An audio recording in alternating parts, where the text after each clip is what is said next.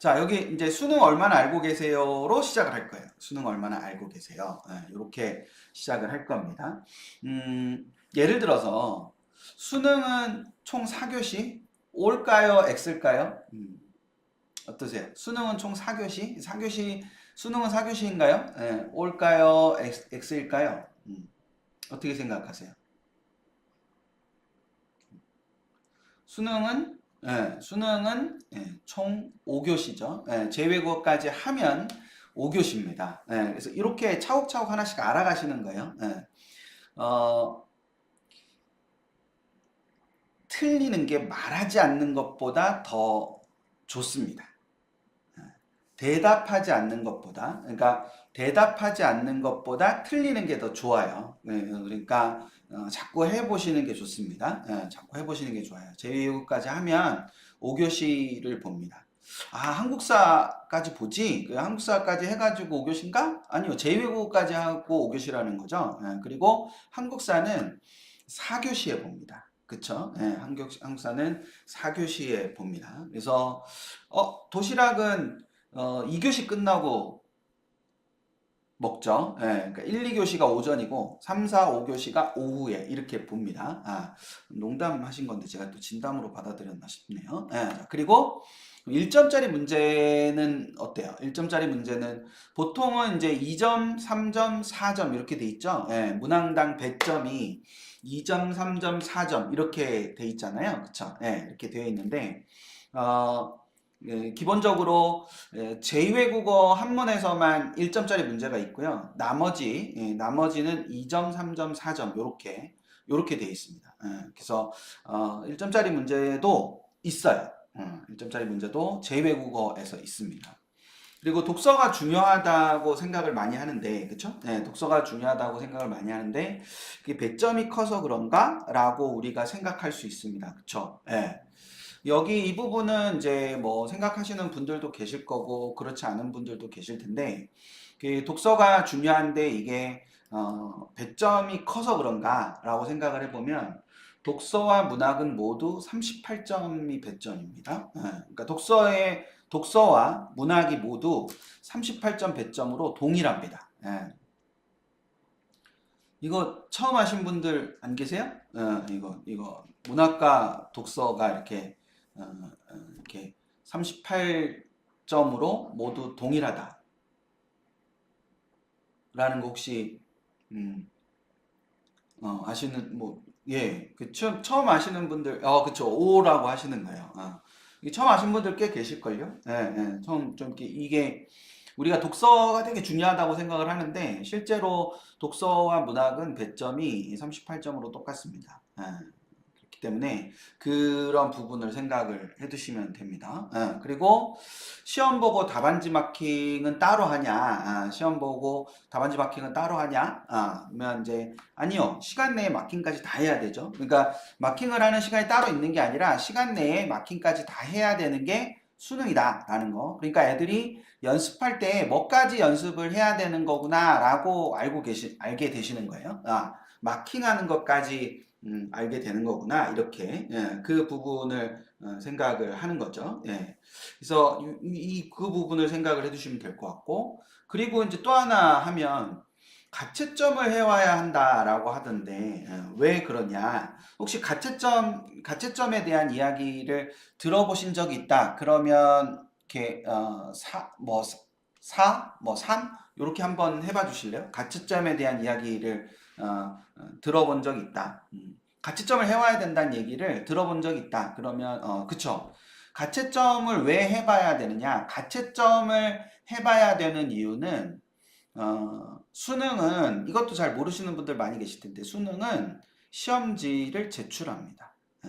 시험지까지 그러니까 답안지만 제출하는 게 아니라 시험지까지 다 제출을 해야 돼요. 수능은 그렇기 때문에 가채점을 해갖고 와야지 시험지를 보고 내가 몇 점인지를 알 수가 없어요. 그러니까 수능은 시험지를 못 갖고 나오기 때문에 그 가채점을 해 와야 됩니다. 그래서 이거를 지금 말씀드리는 이유는 그러니까 이제 당연히 평소에 모의고사를 볼 때 그 시험지에 너무 의존하지 말고 내 기억이라든지 아니면은 따로 뭔가를 적어보는 그런 훈련을 해보는 것도 굉장히 중요합니다. 그러니까 모의고사라는 것을 어떤 관점에서 보느냐가 되게 중요하거든요. 모의고사를 점수로 접근하는 것도 굉장히 중요하지만 점수보다 좀 더 중요한 거는 이런 것들을 이제 연습을 해보는 게 되게 중요합니다. 그러니까 시험지를 제출해야 되니까 그 시험지를 제출하는 그 상황에서 내가 미리 한번 답안지를 써보는 그런 훈련을 한번 해볼까? 뭐 이런 것들을 하는 거죠. 그래서 그 부분을 생각을 해두시면 됩니다. 방송이 멈춘 게 아니죠. 네, 방송이 멈춘 게 아닐 거라고 생각합니다. 그리고 그래서 시험지를 제출해야 된다는 사실도 좀 생각을 해두실 필요가 있고요. 그리고 국어 수학 등급은 과목별로 나오냐? 이거를 이제 생각하시는 분들을 또 많이 계실 텐데, 네, 그 시험지를 제출하면은 답안은 이제 뭐 수험표 뒤에 써오는 친구들도 있고요. 그 다음에 수능 날 이제 뭐 가치점표를 만들어가는 경우도 있어요. 박하영님.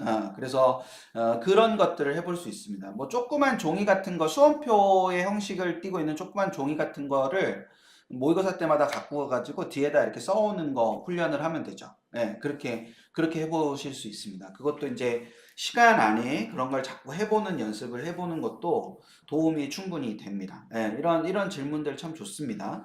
이런 질문들 이렇게 보면서 제가 이렇게 체크를 하고 넘어가야 되는 부분들은 말씀을 드릴 테니까 많이 물어보시고 이럴 때 해보시면 좋겠어요.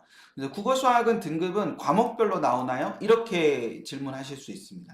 국어 수학 등급은 왜냐하면 이제 국어는 합법과 작문이랑 언어와 매체라는 과목이 선택 과목이 나눠져 있고 수학은 이제 확률과 통계나 미적분이나 뭐 기하나 이렇게 되어 있잖아요. 그렇죠? 예, 그래서 그 부분을 가지고 생각을 해 보면은 이제 수학 국어 수학이 등급별로 등급이 과목별로 나오냐 이렇게 생각하실 수도 있습니다. 그렇죠? 예, 충분히 그렇게 생각하실 수 있을 건데 실제로 모두 합쳐서 냅니다.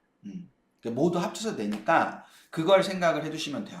자, 여기서 그래도 오늘 처음 한번 들어와 봤는데 새롭게 알게 된 게 있다. 그러면 숫자 5나 동그라미 5, 뭐 영어로 5, 뭐 이렇게 한번 해봐 주시면 좋겠어요. JYJ님, 그 종이를 따로 가져갈 수는 없죠. 그러니까 수험표 뒤에다 이렇게 쓰거나 아니면 수험표에 이렇게 가치점표를 이렇게 붙여가지고 가져가는 겁니다. 그렇게 가져가는 거니까 평소에 모의고사 때 그런 것들을 연습을 해보면 좋지 않을까라는 생각이 들어요. 그러면 이제 국어 수학은 어떻게 되어 있냐? 국어 수학은 공통 과목과 선택 과목으로 이렇게 구성이 되어 있는데 이런 식으로 구성이 되어 있습니다.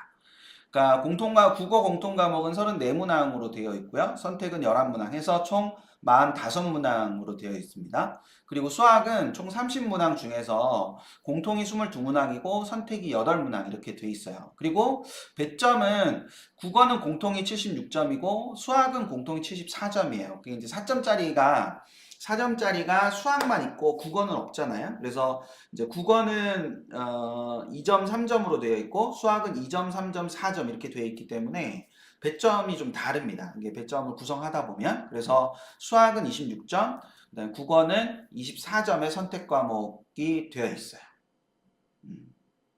예. 오늘 5만 나오고 2배는 잘 안 나오네. 2배는. 네, 그래서 그 부분으로 되어 있는데 꿈을 향해 가는 길님 좀 이따 다시 말씀드릴게요. 예, 그 부분 아마 제가 이거랑 연결이 좀 되는 부분이 있을 건데 좀 이따가 말씀을 드릴게요. 자, 그러고 난 다음에 이 국어는 국어 이제 34문항 예쁘죠? 다시 저 예쁜 걸 한 번 더. 예쁘죠? 예. 저 34문항이 독서가 17문항, 문학이 17문항. 그리고 아까 배점은 똑같이 38점, 38점 이렇게 있다고 말씀드렸죠. 예, 이렇게 됩니다. 그리고 저 수학의 22문항은 이렇게 수원, 수투가 각각 7문항씩 대체로 나와요. 물론 이제 모의고사나 아니면 또 수능에서도 약간 이제 차이가 있을 수 있는데 대체로는 7문항, 7문항에 37점, 30점 해가지고 74점 이렇게 구성이 보통은 됩니다. 물론 이제 경우에 따라서는 이제 조금 달라지긴 하죠. 예, 이거를 제가 또 맨 뒤로 돌리는 거를 맨 뒤로 안 돌렸네요. 뭐 하나만 제가 잠깐만 뭐 이렇게 하나만 이렇게 할게요. 이게 맨 뒤로 가야 되는데 아까 이걸 합치면서 제가 이거를 놓쳤나 보네요. 예, 그래서 요렇게 됩니다. 요렇게 되는 구조로 되어 있다. 따라서 이제 아이들하고 말씀을 하실 때 아이들이 이제 국어 같은 경우 특히 독서에 굉장히 매몰되는 경우가 많잖아요. 독서에 매몰돼 가지고 이 독서를 어떻게든 잘해야 된다 이렇게 생각을 하는 경우가 많은데 예, 문학도 좀 쳐다봐 주면 좋겠다 아이들한테 제가 이제 아이들한테 부탁하는 겁니다. 문학도 좀 쳐다봐 주면 좋겠다. 이렇게. 되셨죠? 저렇게 구성된다. 라는 거. 이제 그 부분을, 그렇군요. JYJ님, 잘 보셨습니다. 네. 이게, 그렇죠. 네, 이렇게 돼야 됩니다. JYJ님, 잘 보고 계시는군요. 네. 잘 보고 계시는군요. 네, 네. 이렇게. 됐죠, 이제. 열한문항 이렇게 감사합니다 JYJ님. 그래서 이렇게 되는 거다. 그래서 국어 수학이 각각 공통 과목이 이제 두 개 과목씩 두 개 이제 우리 부분이라고 하죠. 네, 그 두 개 부분이라고 하는데 그 두 개 부분씩 구성이 이렇게 되어 있다라고 생각을 하시면 될 겁니다. 뭐 여기까지는 그렇게 어렵지 않죠. 네, 여기까지는 그렇게 어렵지 않습니다. 그래서 시험을 이렇게 따로 보는데 등급은 왜 이렇게 같이 내냐 그러면 등급을 같이 내는데 여기부터 생각을 이제 입시를 처음 특히 이제 이렇게 입시를 처음 하시는 분들 많이 계실 거잖아요. 그쵸? 네, 입시 처음 하시는 분들 많이 계실 거니까 등급 구분 기준은 뭘까요? 등급은 뭘로 이렇게 끊는 걸까요? 등급을 끊는 거는 뭐를 기준으로 끊는다. 그러니까 뭐 우리가 뭐 100분위로 뭐 그러니까 뭐 점수가 어떤 점수를 기준으로 끊는다 이렇게 할 수 있잖아요. 그러면 어떤 점수를 기준으로 끊는다고 생각이 드십니까? 뭐 원점수, 표준점수, 100분위 이렇게 세 개 중에서 뭘 기준으로 특히 오늘 처음 지금 들으시는 분들 등급 기준은 등급은 4%죠. 근데 그 4%가 뭐를 기준으로 4%냐는 거예요. 제가 지금 말씀드리는 거는. 그러니까 원점수를 기준으로 4%인지 표준점수를 기준으로 4%인지 100분위를 기준으로 4%인지 이런 것들을 우리가 생각을 해볼 수 있잖아요. 그래서 이 등급 구분 기준은 표준 점수를 기준으로 합니다. 그러니까 표준 점수를 기준으로 아이들이 4%를 넘냐 넘지 않냐 이 부분을 가지고 해요. 예. 등급 구분이 궁금하신 분들은 나중에 또 제가 할 거예요. 예, 등급 구분이 궁금하신 분들은 제가 나중에 또 할 겁니다. 그러니까 표준 점수 기준으로 거기까지가 몇 퍼센트냐, 표준 점수 기준으로 거기까지 몇 퍼센트냐를 계산을 해가지고 그거 가지고 내는 거다라고 생각을 하시면 됩니다. 이제 그렇게 등급 구분은 표준 점수를 기준으로 하는 거니까 그 부분을 생각을 해두시는 거예요. 그래서 표준 점수의 산출은 영역, 국어 영역, 수학 영역을 기준으로 처음에 시작하실 때 이런 단어들을 잘 생각을 하셔야 돼요. 국어는 영역이고 국어 안에 독서나 문학이나 화법과 작문이나 언어와 매체라는 과목이 있는 거죠. 국어는 과목이 아니에요. 국어는 과목이 아니고 국어 영역이 있는 겁니다. 그러니까 자꾸 헷갈리는 거예요. 왜 선택 과목별로 안 내지? 선택 과목별로 안 내고 그 선택 과목들을 모은 국어라는 영역을 내는 거잖아요. 그렇죠? 그래서 국어라는 영역을 내는 거기 때문에 이걸 선택 과목별로 안 내는 거예요. 그러니까 수학은 수원, 수투라는 과목이 있고 그 다음에 확률과 통계, 미적분, 기하라는 과목이 있는 거지 않습니까? 근데 이걸 합쳐가지고 수학 영역 시험을 보는 거잖아요. 그러니까 그 수학 영역을 전체적인 것으로 등급을 내는 거다라는 거. 이제 그 부분을 생각을 해주시면 됩니다. 여기까지가 되셔야 되는데,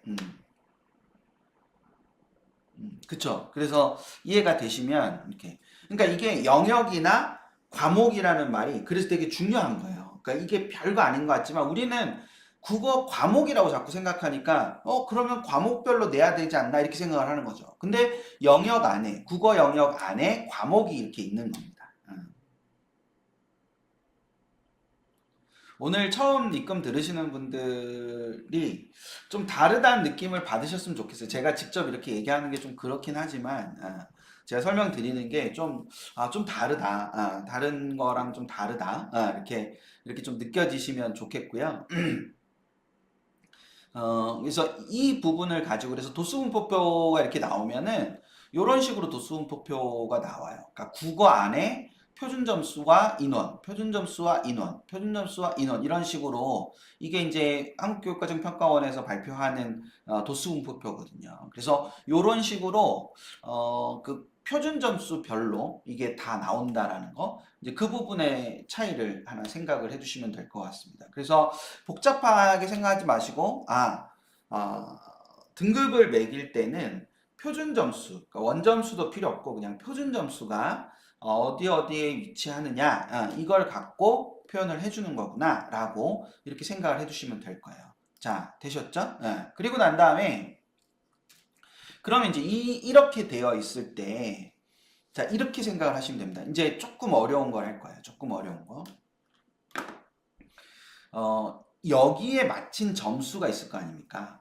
그러니까 76점 중에 얼마의 점수를 맞췄을 거고, 그리고 선택 과목은 다 개별적으로 다르지만, 그 개별적으로 다른 선택 과목을 몇 점을 원점수를 받았을 거예요. 그러면 76점 중에 68점을 받았고, 24점 중에 18점을 받은 어떤 친구가 있다. 그럼 그 친구를 각각 이 공통 과목은 공통 과목대로 표준 점수를 내고요.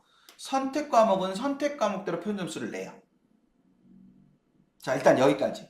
그러니까 국어 공통 과목을 모두 다 봤잖아요. 그러니까 모두 다 봤으니까 그 모두 다 본 지표를 가지고 국어 공통 과목의 표준 점수를 하나 내요.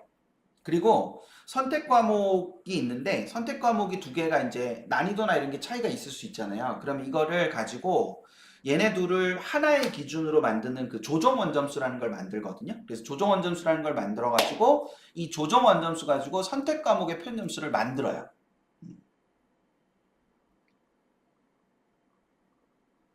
되셨나요?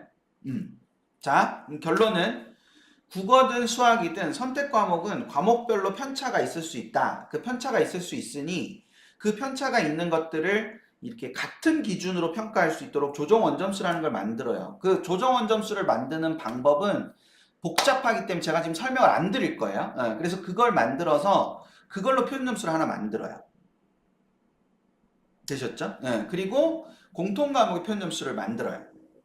그런 다음에 여기가 돼야 이제 그 다음을 갈 수 있기 때문에 제가 계속 설명을 하는 겁니다. 그 다음에 그 공통 과목 표준 점수에다가 배점 비율을 곱하고 선택 과목 표준 점수에다가 배점 비율을 곱한 다음에 더해요. 그러니까 국어는 공통 과목 표준 점수가 있는데 거기에다가 0.76을 곱하고 선택 과목 표준 점수에다가 0.24를 곱하는 거예요. 되셨죠? 수학도 마찬가지로 공통 과목 표준 점수에다가 0.74를 곱하고 선택 과목 표준 점수에다가 0.26을 곱해서 더하는 겁니다. 그러면 뭐가 지금 더 비중이 커요? 뭐가 더 비중이 크죠? 네. 네, 공통 과목이 더 커요. 그러니까 공통 과목이 더 크니까 공통 과목에다가 0.76을 곱한 거, 선택 과목에 0.24를 곱한 거 이렇게 해가지고 공통 과목을 잘 보면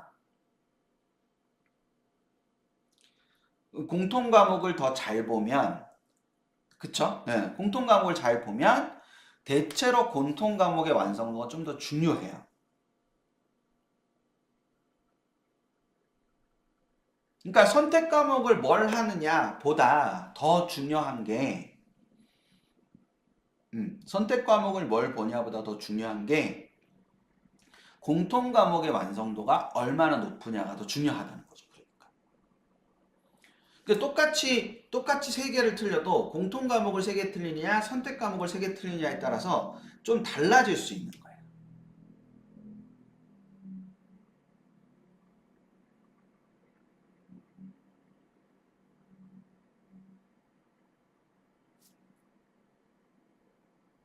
음.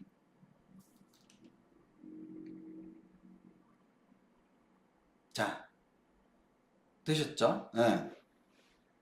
이렇게 되면 이제 심화를 하나 할 거예요. 심화를 하나 할 겁니다. 심화를 하나 할 건데 그게 뭐냐면 이 선택 과목 표준 점수를 산출할 때 이 선택 과목 집단의 공통 과목 선택 과목 집단의 공통 과목의 평균을 반영을 해요. 자, 저게 무슨 말이냐면은 이 선택 과목 표준 점수를 할 때 예를 들어서 화법과 작문 선택자가 있고 언어와 매체 선택자가 있잖아요. 그러면 화법과 작문 선택자의 공통 과목 평균과 언어와 매체의 공통 과목 평균을 집어넣어요. 그럼 만약에 예를 들어서 화법과 작문 선택자의 공통 과목 평균이 언어와 매체 선택자의 공통 과목 평균보다 낮다면 기본적으로 조정 원점수 자체가 얘는 낮게 형성이 되고 얘는 높게 형성이 될 거 아니에요. 다 맞아도. 자, 요것만 이해하시면 돼요. 요것만. 이 심화 부분은 요것만 이해하시면 됩니다. 그러니까 공통 과목, 그러니까 예를 들어 미적 집단이 있고 확률과 통계 집단이 있는데 그 미적 집단과 확률과 통계 집단이 각각 공통 과목을 모두 봤으니까 그 공통 과목을 보고 난 다음에 얘네들의 평균이 나올 텐데 미적 집단이 확률과 통계 집단보다 더 높다면 이 더해진 값이 더 높아지는 거니까 기본적으로 조정 원점수 자체가 높아지게 되는 거죠. 그러면 표점 자체가 높아질 수밖에 없는 구조를 갖게 되는 겁니다. 단 두 친구가 원점수가 같을 때예요. 그거는 원점수가 같을 때만 그런 현상이 나타나는 겁니다. 원점수가 다르고 미적을 두 개 틀리고 확통을 다 맞았다. 그러면 오히려 확통이 더 높을 수도 있는 거예요. 그렇죠? 근데 확통과 미적을 만점을 받았을 때는 그런 차이가 생길 수 있다는 겁니다. 우리가 보통 그러니까 확률과 통계보다 미적분, 뭐 언어와 매체보다, 화법과 작문보다 언어와 매체가 더 이제 유리하다라고 하는 건 무조건 유리하다는 거예요. 동일 원점수일 때라 그런 거예요. 제가.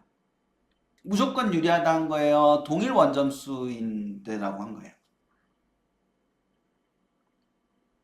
어때요? 제가 좀 전에 뭐라고 그랬어요? 무조건 유리한 거예요. 동일 원점수. 그렇죠. 동일 원점수일 때요. 그러니까 내가 어떤 선택 과목을 선택해서 더 많이 맞힐 수 있다면 그게 조금 평균이 낮은 양재모님 아까 말씀하신 것처럼 평균이 조금 낮은 과목이라도 이걸